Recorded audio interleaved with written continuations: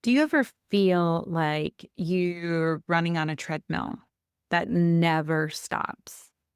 You're checking all the boxes, hitting the goals, looking like you have it all together on the outside. But inside, you're exhausted, burned out, disconnected. Today's episode is for the exhausted overachiever, the one who has built an identity on being productive and in control. But what if all that doing is just a distraction?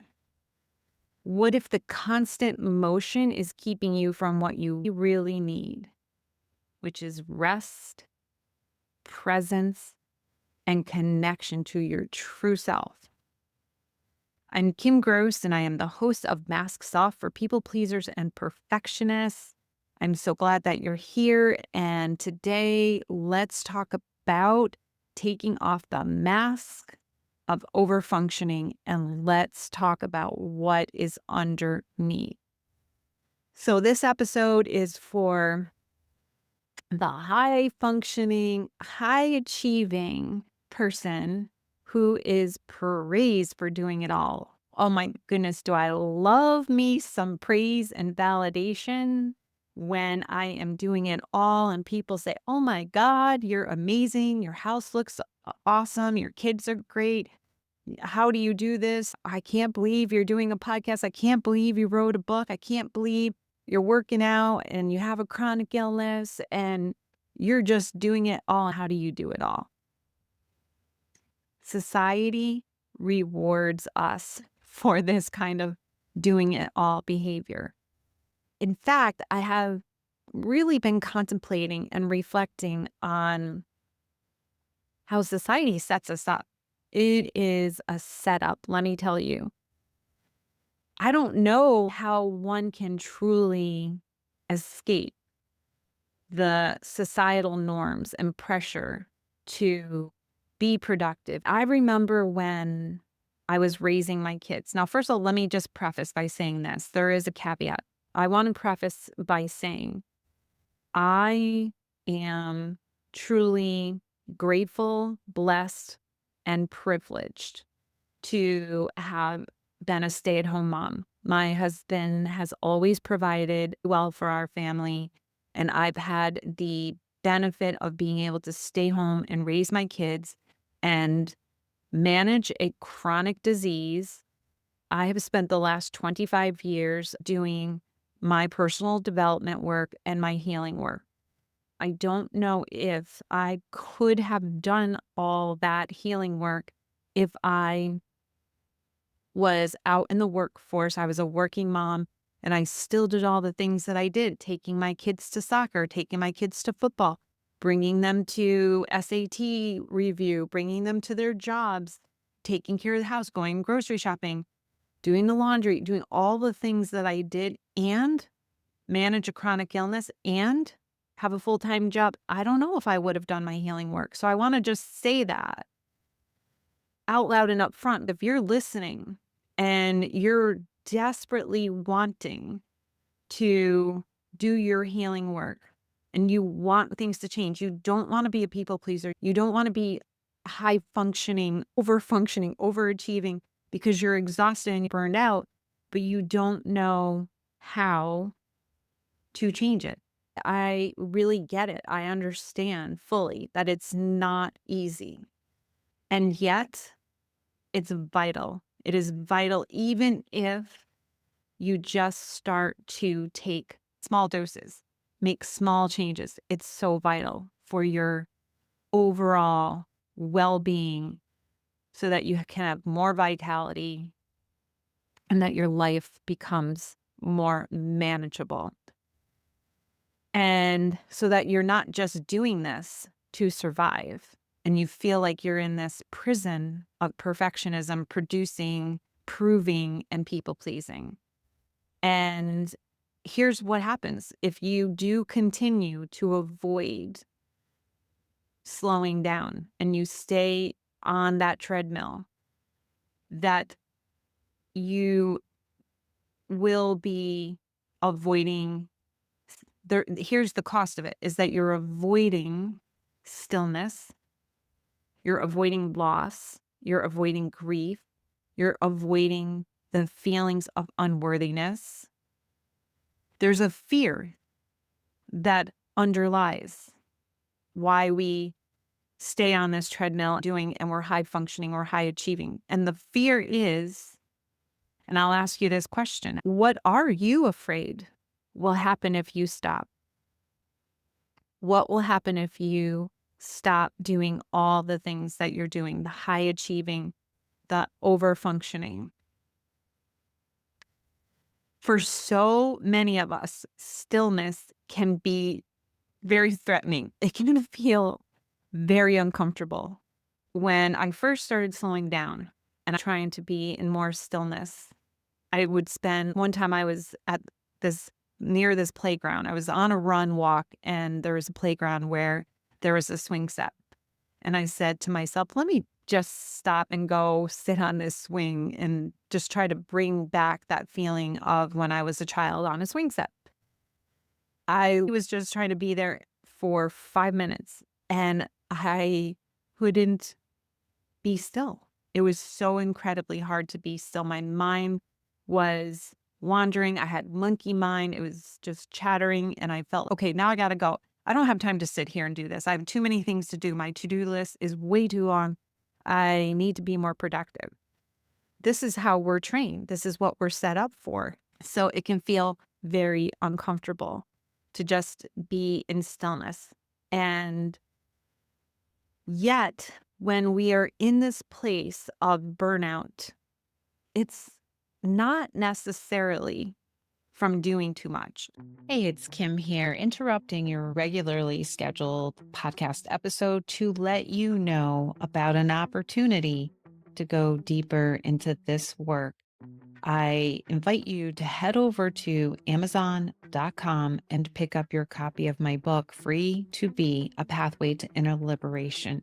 If you are looking to unhook from people pleasing and perfectionistic patterns, if you're looking to have a better way of identifying your patterns and then how you can unhook so you can be free to step outside your comfort zone, free to have more meaningful relationships in your life, free to be your true self without hiding behind a mask any longer.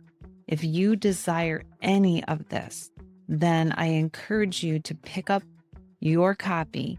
And if you enjoy my book as much as I loved writing it, please go on over and leave a review on Amazon. You can leave a star review or written review. Now back to your regularly scheduled podcast episode. So hear what I'm saying.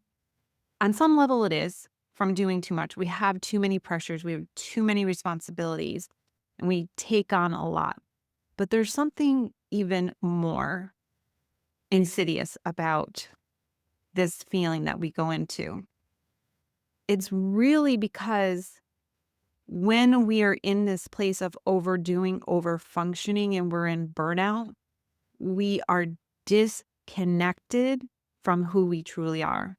And that's the real pain. That's the trauma, when we disconnect from who we truly are. The other part of this overfunctioning and burnout is that we have this illusion that we have control. There is a link between overdoing and over-controlling. And it's how we try to manage outcomes. We try to manage people's perceptions. And we even try to manage our own fears through doing. So I was talking about the human doing versus the human being. When we're in this doing mode, we feel like we have this sense of control. We are managing everything. We're micromanagers. We're such great micromanagers. And when we are in control or thinking we're trying to control something, this is what Melanie Beatty writes about extensively in her book. She's like the guru on codependency, talking about control. and the illusion of control. And that at the end of the day, we're just trying to manage our fears. We're trying to regulate our nervous system by thinking we're in control, but it's actually the opposite that's happening. Our nervous system is becoming more dysregulated as we try to control. I always call it my inner controller. My inner controller is so strong. She loves to drive the bus, especially whenever I'm in fear, lack, or scarcity. If I'm in resistance and I'm not in acceptance of the as is, then I'm trying to control. The more we try to control, the more we do. And then the more we overfunction, we overachieve.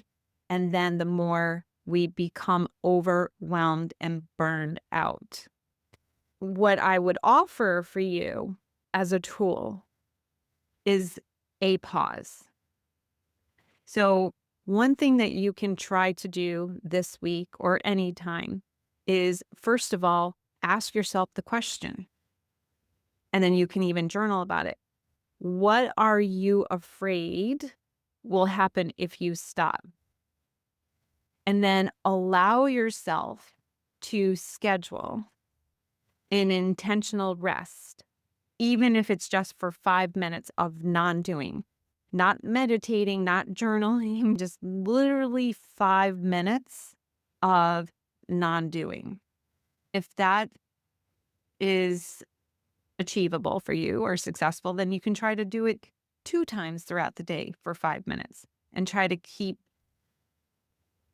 increasing the amount of time that you can allow non doing into your day.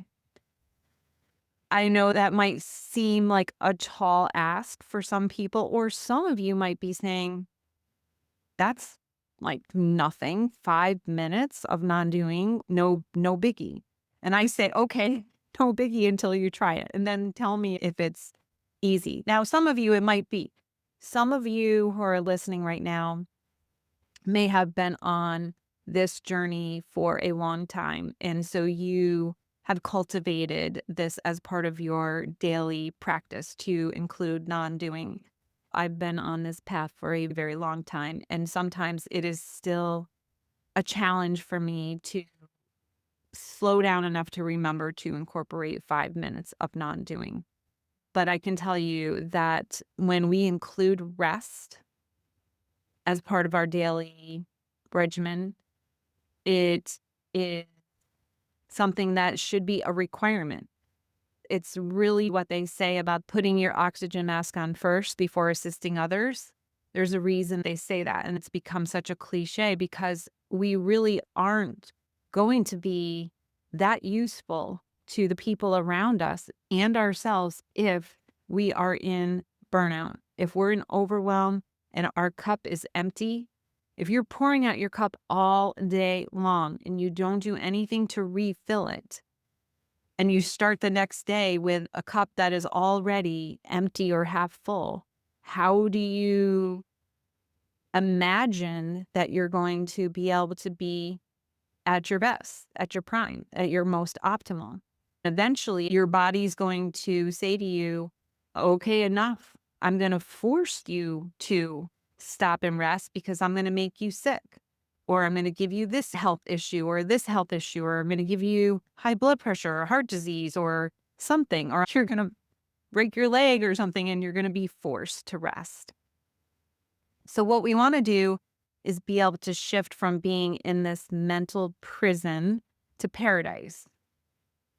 And when we're able to start doing the work and transforming from being in a prison to paradise, and we start to recognize that our worth is not dependent upon how much we do, it's not dependent on how productive we are. We don't have to prove ourselves. We're worthy just because we are.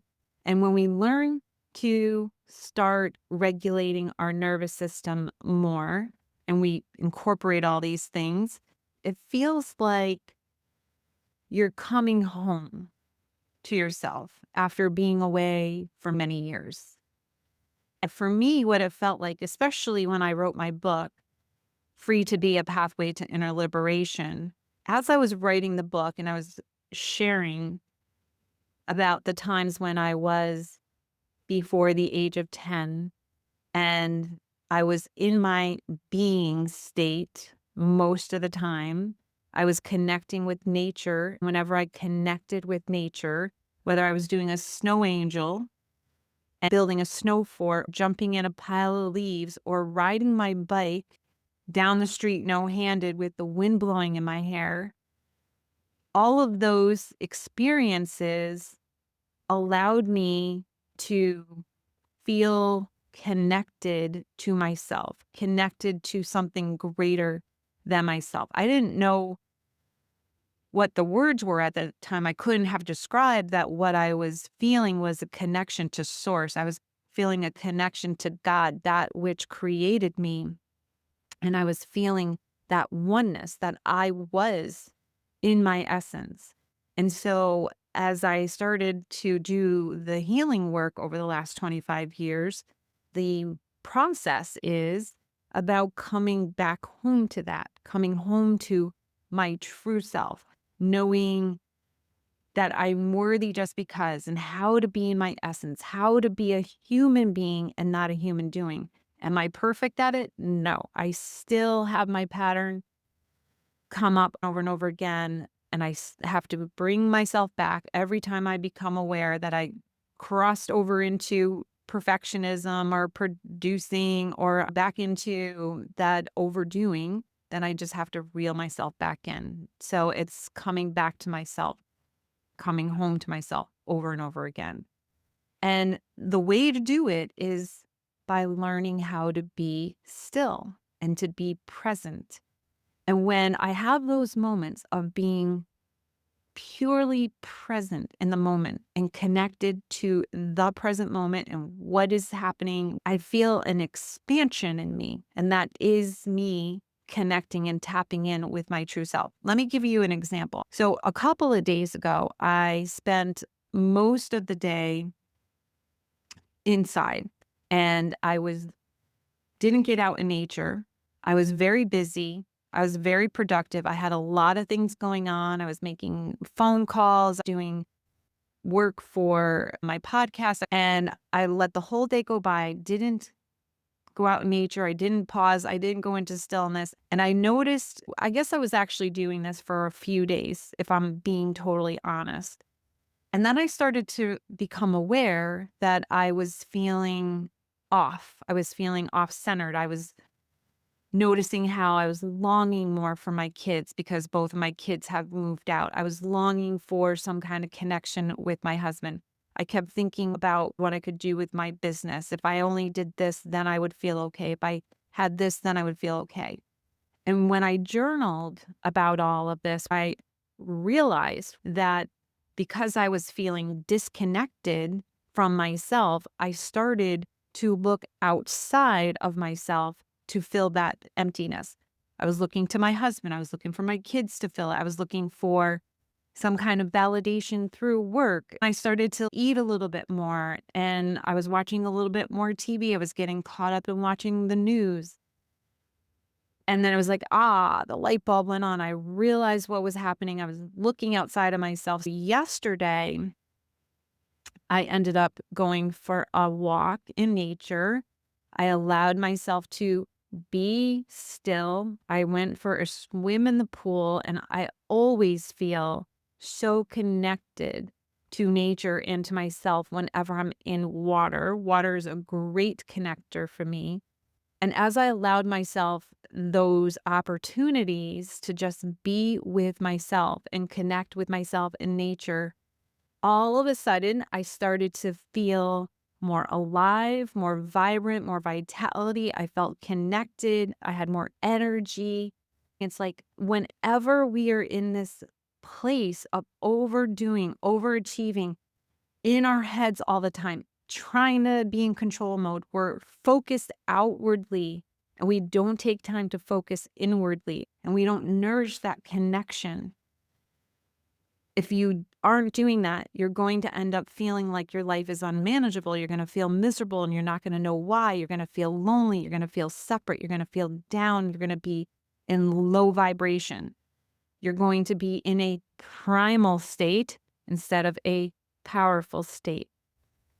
So, what I would recommend for you to do this week is, if you are one to journal on this prompt, or you can just think about it and reflect on this question.